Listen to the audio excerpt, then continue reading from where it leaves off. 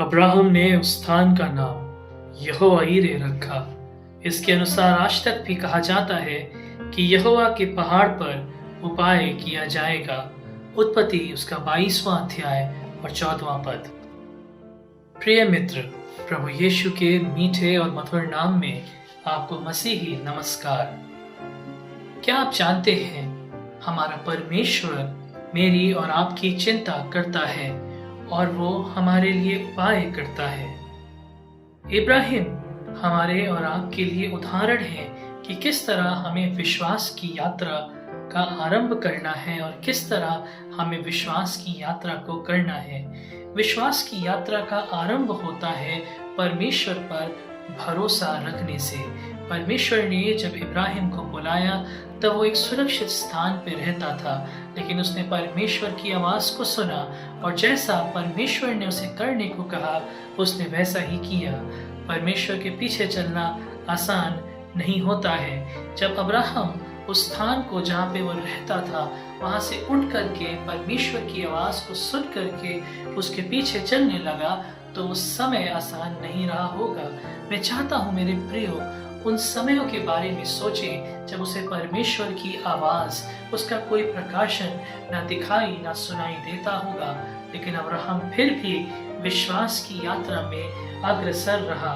और जब समय आया कि वो अपने लिए एक स्थान को चुने, एक स्थान पर रहे, तो उसने अपने भतीजे लूत को अवसर दिया और प्राथमिकता दी कि वो अपने लिए अच्छा और बेहतरीन चुनाव कर सके। लूत ने अपनी दृष्टि के अनुसार जो उसे अच्छा दिखाई दिया उसका चुनाव किया। मेरे प्रिय मित्र, इसका ये अर्थ नहीं कि उसने सर्वोत्तम चुनाव किया। क्या अभी तक इब्राहिम के लिए कुछ भी आसान था?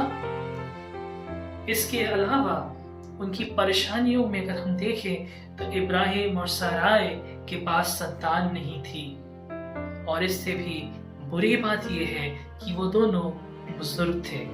लेकिन मेरे प्रिय मित्र, आज की सुबह परमेश्वर मुझे और आपको बड़ी खूबसूरत रीति से बताना चाहता है कि उसके लिए असंभव कुछ भी नहीं है। और इसीलिए साराय ने वो बुजुर्गी की हालत में इसहाक को जन्म दिया। परमेश्वर के लिए सब कुछ संभव है। पर क्या यहाँ उनकी परीक्षाओं का अंत हुआ? जी नहीं, क्योंकि परमेश्वर ने इब्राहिम से कहा कि वो अपने इकलौते पुत्र इसहाक को अर्पित कर दे। एक कठिन प्रश्न, एक कठिन सवाल परमेश्वर ने इब्राहिम से किया, एक कठिन मांग परमेश्वर ने इब्राहिम के सामने रख दी।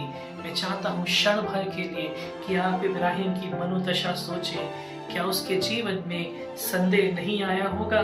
हो सकता है उसे लगा होगा कि यहाँ फरमान बरदारी ना करना तो आसान है, परंतु अब्राहम ने परमेश्वर की आज्ञाकारिता का चुनाव किया। आज्ञाकारिता कहाँ तक? उस समय तक कि वो अपने पुत्र इसहाक पर चाकू मार फेरने से भी नहीं रुका। प्रिय मित्र, जब हम परमेश्वर पर संपूर्ण मन से विश्वास करते हैं, जब हम अपने जीवन से उस विश्वास योग्यता का प्रदर्शन करते हैं, तब परमेश्वर हमारी ओर दृष्टि करता है और वो हमें उत्तम उपहारों से नवाजता है। परमेश्वर ने अब्राहम की विश्वास योग्यता के लिए एक प्रयोजन किया।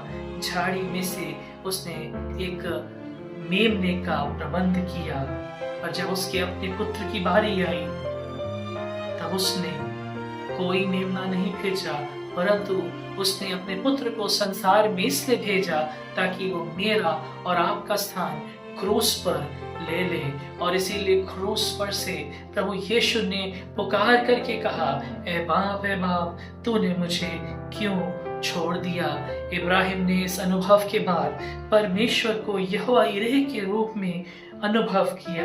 प्रिय मित्र, आगमन का पर्व हमें एक बार फिर से यहोवा यीरे के बारे में बताता है। यहोवा यीरे जिसने मेरे और आपके उद्धार के प्रयोजन के लिए मेमने का प्रयोजन किया है, और वो प्रबंध है प्रभु यीशु के रूप में, ताकि मैं और आप नाश ना हो वरन हमेशगी का जीवन पाए। वो मेमना जिसका प्रयोजन परमेश्वर ने किया है, वो यीशु सबके लिए है, वो प्रयोजन सबके लिए है, लेकिन चुनाव व्यक्तिगत है। परमेश्वर इन वचनों के द्वारा आपको आशीषित करे। आमीन। आइए हम प्रार्थना करें। प्रिय प्रभु, हम आपको धन्यवाद देते हैं कि आप परिस्थितियों के स्वामी हैं और हमारे जीवन की हर एक स्थिति आपके नियंत्रण में है। आप यहोवा यीरे हैं, परमेश्वर जो हमारी हर एक आवश्यकता को पूरी करते हैं। हम आपको धन्यवाद देते हैं कि हर एक चीज आपके स्वामित्व में है। हम अपना जीवन आपके अधिकार में देते हैं। धन्यवाद देते हैं उस प्रयोजन के लिए जो आपने प्रभु यीशु के रूप में हमारे लिए दिया। आज हमारी प्रार्थना है कि हम अपने दिलों को, अपने मनों को अपने उद्धारकर्ता के लिए खोलते हैं और आज हम के गीत के लफ्जों में अपने हृदय की बात को कहते हैं कि आज प्रभु आप हमारे दिल में जन्म लें ताकि हम उस प्रयोजन का पूर्ण लाभ उठा सकें, जिसके द्वारा हमारा अनंत सुनिश्चित हो सके। धन्यवाद प्रभु हर एक आवश्यकता की पूर्ति के लिए। अपना जीवन आपके हाथों में देते हैं और प्रार्थना उद्धारकर्ता यीशु के नाम से मांगते हैं। आमीन।